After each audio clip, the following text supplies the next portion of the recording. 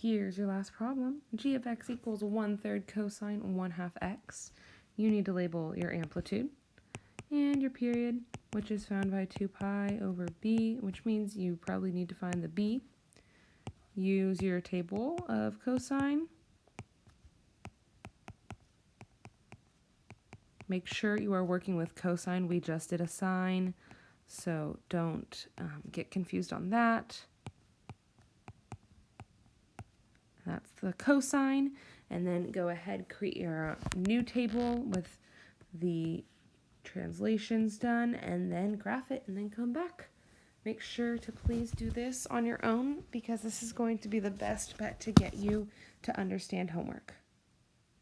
Okay, and here's the graph. So the reason why I kept it scaled pretty far out, because I wanted you guys to see that it was shrunk vertically from, 1 down to 1/3, and then it was stretched horizontally where original, graph would be between, it would go, let's see, let me just show you in a different color. I'll go yellow.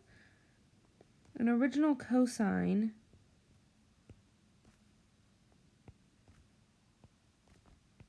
that's what the original cosine graph looks like up next to this one. So the period was stretched twice as long, so it's going 1/2 the speed. If you're thinking cars, someone goes 30, someone goes 60, it takes them, they're going 1/2 the speed, so it's going to take them twice as long. That's kind of what that is. And then it's shrunk vertically, so it's kind of squished down, compacted, and so that's how you get it. So the yellow is the regular cosine, and then the red is our translated based off of this equation.